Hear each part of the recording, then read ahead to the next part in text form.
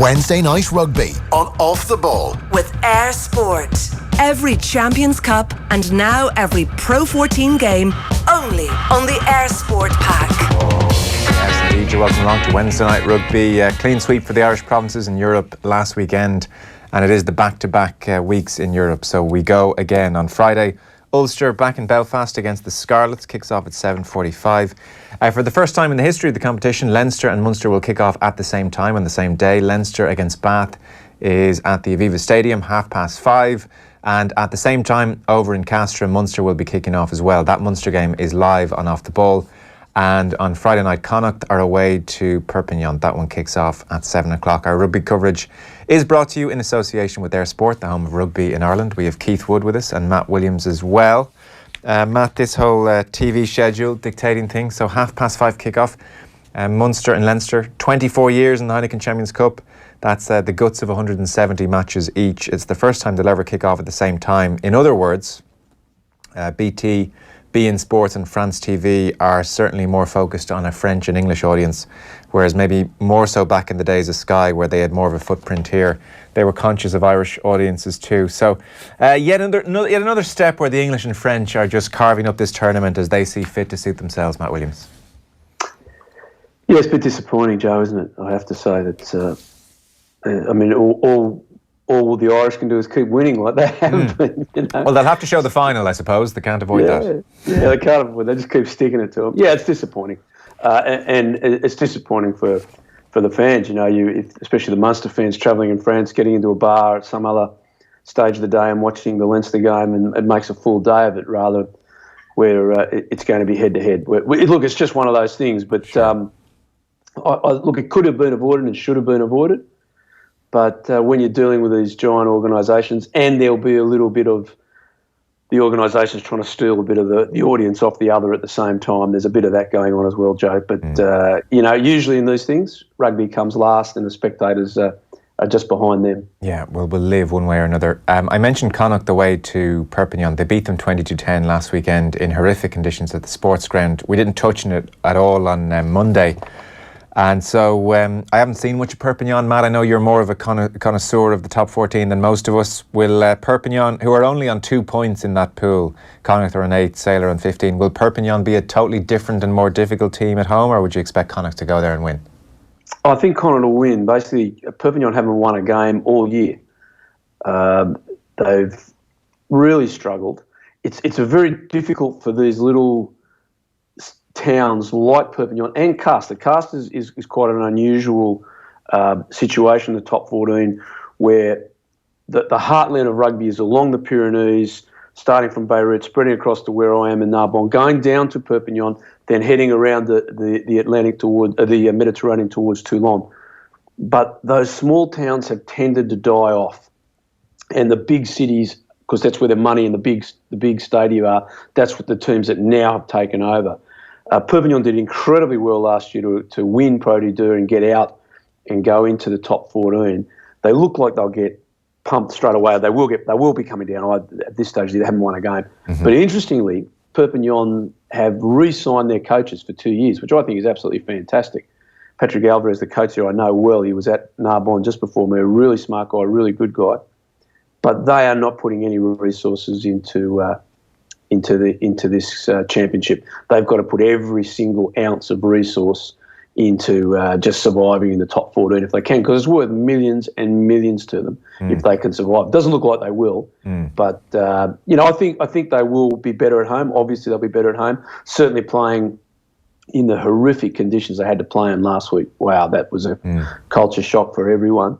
I was actually flying when I was catching the plane. There was a lot of supporters from Perpignan on the flight back to France after I was working with you there weekend, and the tall tales and true of the rain coming at them had literally 90 degrees. So there was plenty of chat from the French about never having seen that before. So Galway switched it on in no uncertain terms for them. Yeah, exactly. Replace Wayne Smith as Steve Hansen's assistant last summer, as in summer of 2017, summer before the summer just gone this year, and Schmidt declined. It was mooted that he would work alongside Ian Foster, with one of them ultimately taking over from Hansen. So if Schmidt was of a mind to really target the All Blacks job, that would have been very tempting for him. Then again, it was hard to see him giving up the chance to manage Ireland at a World Cup again in the future. So it's not that shocking a rejection either, Keith. No, and you know what's nice about it is the news comes out a year and a half later that it wasn't being fully bandied about all the time, and there has been comments even over the last month as to whether he was going to go down or not go down to New Zealand. And with the manner in which New Zealand is set up, they tend not to parachute a guy in who hasn't been involved there before, and they tend to have gone away and then come back into a setup. So I presume that would be the only way that he would have gone in to that all Black setup, with maybe with a view to becoming head coach 3, 4, or 5 years down the track. But I just think we're happy that he didn't. You know, he seemed to be very calm about it, and he keeps his counsel too, which I just think, you know, because there's always a lot of chat and a lot of noise. And I even like the fact it comes out this week, that it didn't come out the week of the All Black game and doesn't become a diversion away from the rugby or from anything like that. So it's, look, of course they're going to be interested in him. He is, I would presume, the best coach in the world presently. And if he is, every big team is going to want him. Yeah, so I'm not surprised either, Matt. You would, if you were Schmidt and you had had the journey you'd had with Ireland, you would want to see it through until a World Cup. You'd want to put the wrongs of 2015 right, I would suspect. Absolutely. I don't think there was any way that Joe was doing anything without having another go at the World Cup and fixing up, as you say, Joe, righting the wrongs. I think Woody is absolutely spot on. It just smacks of class, prestige and respect from both sides. You know, the New Zealanders could have leaked that, and they don't and didn't, and Joe didn't. But, you know, Joe's a New Zealander, and he would have grown up, like all of us, adoring his national team and wanting to be part of it. And maybe he will in the future. But I think it smacks of class that Joe says, no, I'm taking Ireland there, that I'm having a sabbatical, and he may very well come back in the future, which is his right. And I hope he does. I certainly hope he does. I agree with Woody that the way the New Zealanders structured their success since the 2007 World Cup, where they lost, is that they bring coaches into the system, into the national team in a role, and that evolves through. So there is a type of seamless transition, but an evolution forward. And maybe that's Joe's position there, because I did see that they were talking to the current coach there, the Steve, the national coach of New Zealand, and saying he might stay on for another 2 years. So, you know, that might be the window that's required. Yeah. Turning to the weekend's games then in the Champions Cup. So suddenly Ulster and Leinster are back at home. Munster will go to Castres after that 30-5 win at Thomond Park. Keith, I know you were watching that game. Just a real sense of a point dropped. Munster, particularly in that first half, not on top form to say the least, and just kind of came away a little bit indifferent to the whole thing, was the general sense we got off people there. Yeah, and do you know what? I didn't really agree with that at the time. I looked at that game very, very closely. There was a downpour about 15 minutes before kickoff, so it went very greasy. But it was crazy in Thomond Park. And, you know, when you see guys stand back from a ball and wait for it to bounce, and you see that happen often, you say, God, that's very unusual. Why are they doing that? They just couldn't seem to guess where the ball was coming down. It was so unusual. And I think they were under pressure, but I also think the Cash had no interest in playing. They just played negative rugby. So when they got the ball, they kind of kicked it away or gave it back up again. They just played this almost defeatist type of rugby. They offered nothing to the game. And that was difficult. I think it frustrated Munster. So with that, and with an incredible defence, which Cast had in the first half, there were a couple of chances to score that could have happened that didn't happen. And for that, I think Munster would have liked to have got the bonus point. But it was a comprehensive win. They were in total control after 5 minutes in the second half. I have to say, I mean, I'd say they're a bit frustrated they didn't get the next try.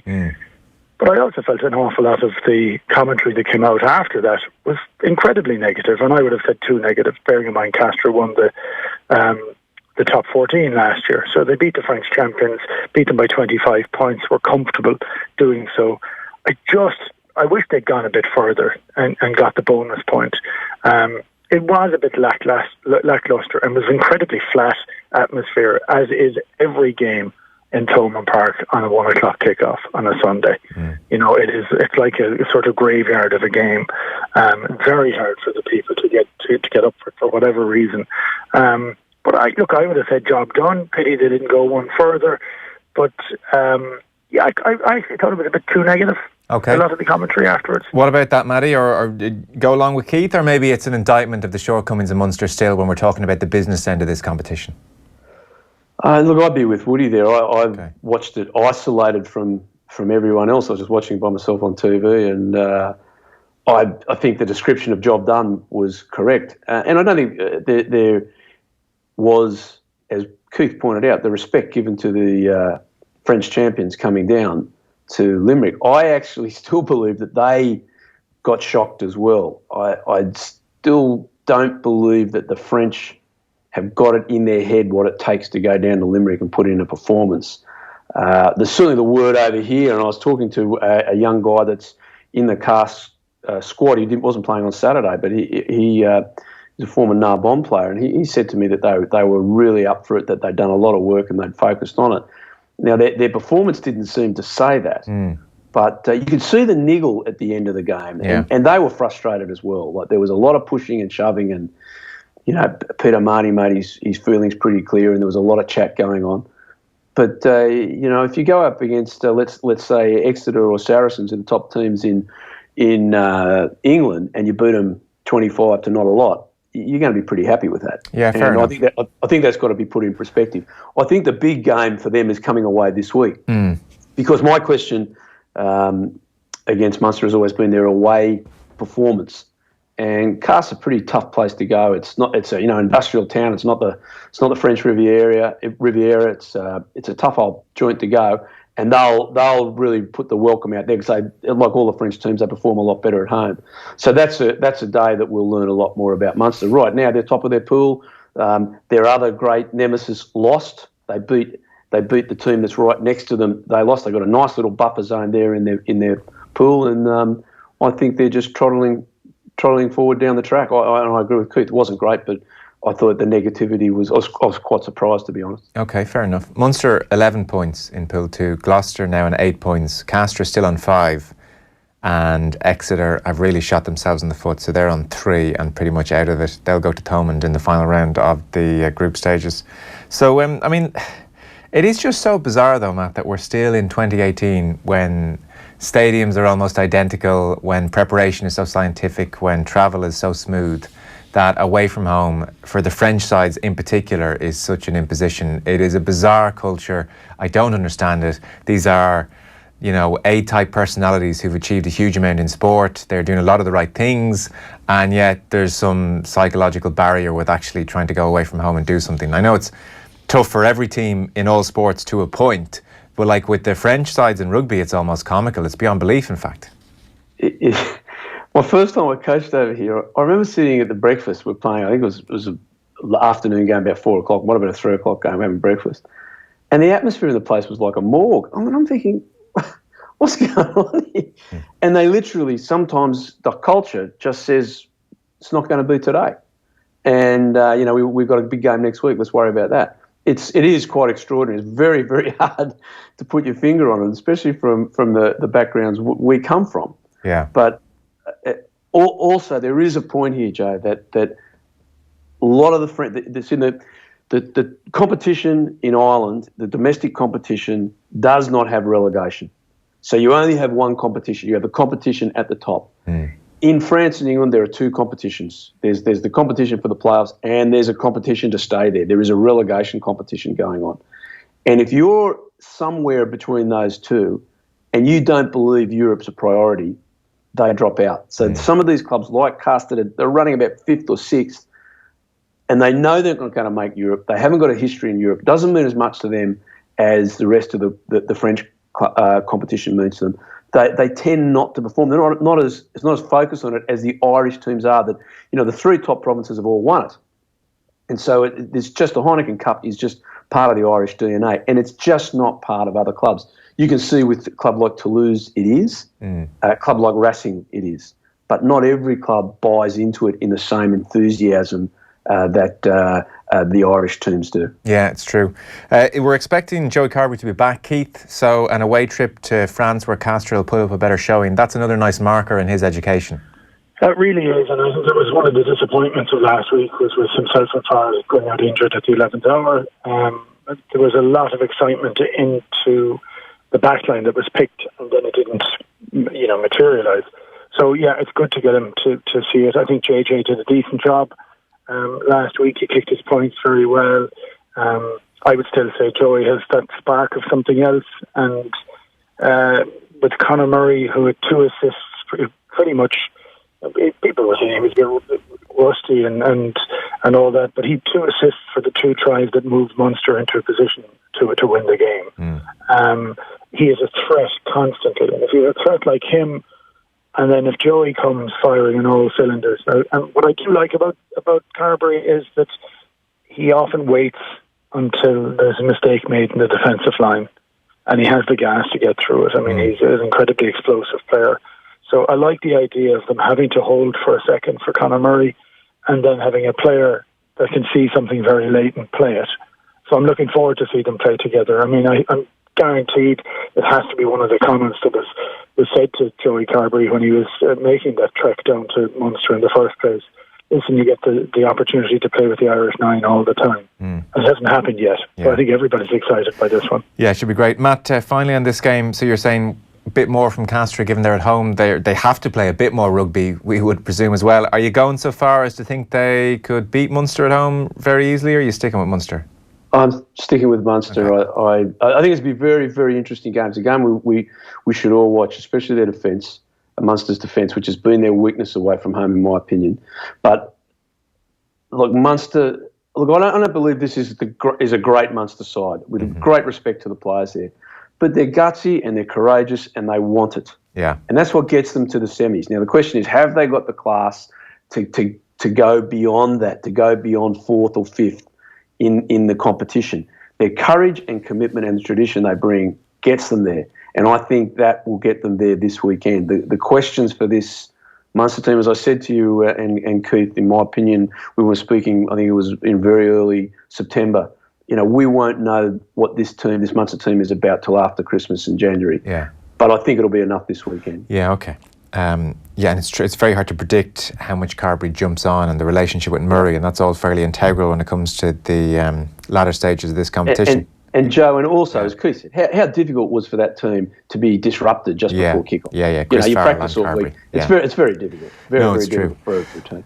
So it seems sales for Bath at the Aviva Stadium, they're already over 42,000. They hit 40,000 last year for the Exeter game, so they're up on that. They're up to 42,000. This Christmas, December game at the Aviva in the Champions Cup has actually become a real staple of the Leinster fans' experience. And I definitely, vividly remember it seemed to kick off with Claremont coming to Dublin, and you were both there. It was a freezing night. You both looked like Michelin men. I seem to remember, and it was a real. I remember that evening. I think it was 2011 or 2010 certainly, and there was a real moment where you both kind of said, "Wow, the club game here is transforming before our eyes." We're remembering the 300 people showing up for Leinster Munster matches, and now, Keith, we have 42,000 as a matter of course rocking up to the Aviva for Leinster games in December. Well, I think it's phenomenal for rugby as a game, but it's phenomenal for Leinster that they're able to have an event of that size, of that number of people going in, which obviously does their attendance figures great, their bank accounts great, puts them in a very strong position. And I think it's an amazing element to have a club game here that we will get 42, 3, 4,000. It's pretty fantastic. And we hear all the time about different matches and different attendances at different groups. Munster, Leinster, and to a lesser extent Ulster get huge numbers by comparison to the game in the UK in particular. absolutely huge numbers. They do a double header in Twickenham from time to time. But the price of the tickets are 5 or 10 quid, very, very little, to pack in 4 teams, supporters in, to try and have that big day. And it's considered a huge success. There's not a patch on this type of event. And I do remember the Claremont game very well. It was like, and I remember commenting at the time, it was the closest thing we'd seen to an international in the atmosphere going into the ground, but then in the manner in which the two teams went at it was pretty amazing. And those big battles are something magic for the game. I don't know if we're going to see that this week, though. I have to say, I thought Leinster's performance the weekend was excellent in very tough conditions, really, really tough conditions. And I thought Bath played pretty well, but I don't know that Bath have their heart in this one either, away from home before Christmas. Yeah, it's hard to say. They're on 5 points. Toulouse 12, Leinster 10, Bath on 5 points. Todd Blackadder promised a full medal jacket selection, Matt. I mean, they look, as Keith says, they didn't make life easy for Leinster on a very heavy pitch last weekend. Leo Cullen said we lacked a bit of punch in the collision part of the game. And, I mean, but for that decisive moment where there's an argument that Bath still have the advantage and Jordan Larmour pences, it could have been a stickier again for Leinster. But it's just such a different proposition at the Aviva. It is, and it's, as Keith said, it's just an amazing atmosphere. Everyone gets dressed up in blue and white Santa hats, and there's a lot of singing. They had the pre-game is really gets the crowd going, and we have to remember that Leinster crowd. A lot of people aren't rugby people. They go there for entertainment. Yeah. And Leinster play an entertaining game, but the whole event is entertainment for people. It's fun. It's Christmassy. It's joyous. That particular night was probably the coldest I've ever been at a game of rugby. Woody showed his experience. It was much warmer than me. I actually got burnt on the cheeks from the cold. It was that cold that night. But it was a great event, and it created this tradition. Yeah.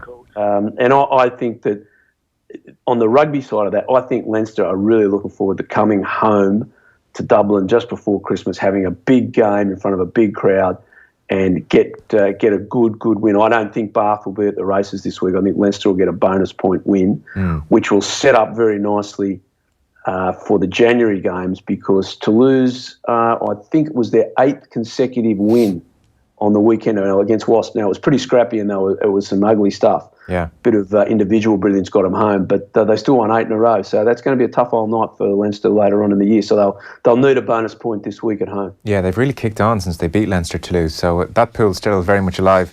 We should mention, actually, Johnny Sexton. I mean, touch wood, I was about to say his injury profile up until the weekend just gone by, Keith, has been fairly remarkable, and he's been given a contract extension. So June 2021, he'll be 36 years old. He's often talking about Tom Brady lately and how Brady plays into his 40s, and that's something he wants to try and do. But certainly he's going to play up to June 2021. He'll be 36 then. He played 22 games last year, which feels about ideal. He'll be well managed. Doesn't seem to be somebody who's going to struggle with his weight, and is playing the best rugby of his career. So there's no reason to believe Johnny Sexton will have a really nice period in his 30s. Well, do you know what? When you play 22 matches a season, you know they're all big games, but he's been given time to recover, and he's playing. But he's playing when he's at his sharpest, because he's able to train enough for that to happen. So that's pretty much is on average once every 2 weeks of the season. That's pretty cool to be in that situation, to have that opportunity. And I think it still gives almost like an example of the cautionary tale for all the players who think that the grass is greener elsewhere, is that you won't be looked after in that fashion. So you may get more money overseas on different occasions, but you may not play anywhere near as long. And so I think the Irish are managing the situation. We've had an awful lot of good news in the last week or two. We've had 12 players re-signing for Munster. We have players that have been tied in for longer periods of time. I was critical at times of Nucifora at the very start. I'm happy to put my hand up and say what he's done in the last 2 years has been pretty fantastic. And we seem to be in very good health. Yeah. Do get your Heineken Star comments in for the lads, and I'll get them to them before we go in the next couple of minutes. Before I let you go, Keith, I know you're under slight time pressure. Ulster have really transformed their pool. So Racing are top on 14 points. Ulster now suddenly up to 9. Leicester 6, and Scarlets out of it on 2. Ulster a bonus point win against the Scarlets on Friday night. Jacob Stockdale with his 12 tries in 14 Ireland games, scoring an eye-catching try. Admittedly, defence wasn't brilliant. But on the whole, Keith, it's looking like McFarland is starting to make a bit of an impression at Ulster. Well, he is on a small budget. There's a lot of guys that would have been big earners have retired over the last year. There is a lot of younger guys coming through the system, and they're playing winning rugby. So if they go over to Scarlets, who just seem to have taken a bit of a kicking this year, they've lost a bit of confidence, and they've had a couple of injuries, and that win over there was phenomenal. So that's great for Ulster. Still very hard to see them topping the group. Don't know that that'll happen. Yeah. But if they can keep their main players injury-free, they're still a very good side. But I would reference what Matty said earlier on in relation to Munster, to how is the depth of the squad to be able to push on for the rest of the season. I think it could be a year too early for Ulster to kind of push on very well. I think they'll do well at the weekend. I think they'll win at the weekend. If they can, hopefully they get a bonus point. But I still think it'll be tough after Christmas for Ulster. Yeah, okay. Keith, thanks a million. We'll let you go for this evening. Brilliant. Cheers, lads. Keith Wood there. Matt, Racing coming to Belfast will feel like a fairly decisive game. They look like a team on a mission. They really do. I mean, they were kind of ruthless at the weekend against Leicester. Admittedly, Leicester are in free fall, but they do look like a team who finally want to put this one to bed. This one being this competition. Yeah, I'd endorse those comments, Joe. I watched that game on Sunday afternoon here in France, and they played really good rugby. They had the bit between their teeth. They were tough. They were strong. They were determined. They played really exciting rugby. Simon Zubo had a fantastic game. And Leicester played pretty positively, to be fair to Leicester. Right. They just made a lot of errors. And it was like Leicester just kept making these self-inflicted errors, and Racing would make them pay. Now, there was a lot of other really good rugby as well. But Leicester were well out of that at the 50-minute mark, 60-minute mark. They're certainly, I think, going to top that pool, and I think they'll beat Ulster. Ulster just have to scrape enough points in the other fixtures that they've got a shot at being the top team that runs second in their pool. In other words, they're not going to top that pool. They still might get out if they can get some losing bonus points against Racing and make sure they put Leicester away. Now, that's not that easy to do. I'm going to hit you with a quick fire number of questions here before we go. We've only a couple of minutes, but there's just stuff I want to rip through very quickly. So a comment firstly, lads section will be 36 in 2021, says Dave and Nina. Any chance he can still be doing a job at international level by then, or will he be winding down as just an excellent club player only? Well, I mean, he's targeting the Lions in 2021, so I'd presume in his mind he'll be very much international. He will be doing, if he achieves that, and Johnny's he's got a mindset on him like very few people I've ever seen. He's mentally a very, very strong individual. If he achieves that, he'll be very unique. Sports science has changed, as I said to you often, Joe. Sports science, what we know about how to condition our bodies now, is just hugely changed from the time of learning coaching. So he is being managed very well. If anyone's got a shot at doing it, he has. Yeah. But to do it, he'll be making history. Yeah, he'd be in that unique set as well of touring all three countries with the Lions. Neil Keegan on Facebook then, we've talked about this already, but I'll throw it to you anyway. Lads, Levy at number 8, thoughts? Looked like he was wearing someone else's boots, not comfortable. Apparently he played there at schools level, Matt. Like he was wearing someone else's boots. I like that one. I don't think that's ideally Dan's position, in my opinion. He's an extremely good player. Leo, and look, sometimes Leo would come from a tradition like myself, where you pick a back row for a specific game. There may have been a job to do that technically we don't know. Yeah. That they were trying to exploit or to plug a hole. You don't know exactly, but I don't think that's his ideal position. Michael Cheika, and we are talking here at about 10 to 6 Irish time. We're streaming on Facebook Live and social channels and playing this out after 8 o'clock, so I hope suddenly a news line doesn't break. But Michael Cheika, there was a meeting of the Rugby Australia board in Sydney on Monday. to make a decision on Cheika or his wider coaching panel. There's talk of a decision being announced today, but I haven't seen anything yet as they digest their worst season in 60 years. So 9 defeats in 13 tests. We've talked about this already and the broader problems in Australian rugby you've talked about. Is there any early word on Cheika's fate in particular? There's not, okay. Joe. David Pocock overnight won an award for the Players' Player.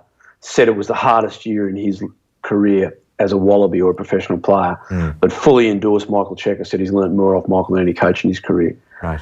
Look, this is very similar to the football scenario in Ireland. The Australian system is not pumping out good players. Yeah. It's not pumping out players at required level, and they're blaming the coach. He also blooded a lot of guys. So Michael's mental state, and anyone who knows him, he's one tough rooster, and he's blooded a whole lot of young guys, especially these young Polynesian forwards and front rowers, with the view of getting it peaking for the World Cup. So what Australia has done well traditionally is peak for a World Cup. Sometimes they have poor years in the middle, but they're usually there or thereabouts come World Cup time. And I think that's what Michael's planning is.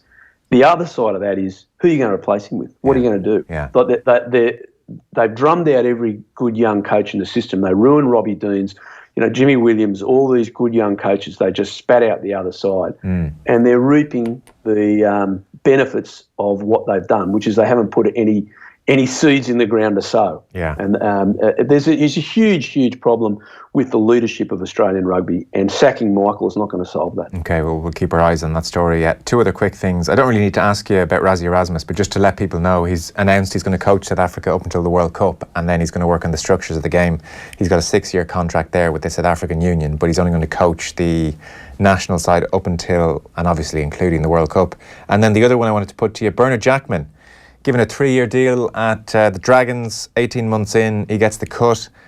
You know what that feels like. It's a horrible feeling, I'm sure. And I'm sure Jackman will feel, well, 18 months into a 3-year deal, it, is not great. And he was trying to turn things around, and he was trying to liaise with the union, which, Dragons are now centralised and get more international class into the side. And it was always going to be a project. So I'd say when you're cut down mid-project, it's particularly sickening. It's horrid, coaches are people, and I hate that word sack. Like, why are coaches always sacked? That's the word. Like, sack means, this terminology is just a cliche. The union broke his contract. He didn't break the contract. He was turned up for work. The union broke his contract, and that's what happens to you. You get your contract broken. Your children hear about in the paper. Their kids said something. It's a terrible thing that happens to rugby people that give their life to it. It happened to me, and it was. I felt hugely aggrieved by it for the same reason. So listen, your club is absolute rubbish. We're going to come in and turn it around. This cannot be done in 12 months. This is a 36-month program, and it's almost impossible to turn a team around in under 36 months unless you've got millions and millions of dollars to buy a new team. If you've got to grow that team, that takes time, right? And when they cut you halfway through, you go, well, what happened? I told you this would be the case. I told you this would happen. What are you going to do about it? So you've got impatience. And last time I saw Bernard was at the final of the Champions Cup last year in Bilbao, and I actually said to him, mate, are they going to give you enough time here? And he just looked at me and said, I hope so. And I feel for him because he's done a lot of good things there. They've got a beautiful training venue, and they've put a lot of things in place. But unfortunately, the ruthlessness of professionalism has come into rugby, and he's not going to see that through. Yeah. And I feel for him. Yeah, no doubt. A dark couple of days for him. Listen, good to have you with us, as always. Thanks, Matt. We'll see you later. Pleasure, Joe. Great to talk to you, mate. Wednesday night rugby on Off the Ball. With Eir Sport. Every Champions Cup and now every Pro 14 game only on the Eir Sport pack.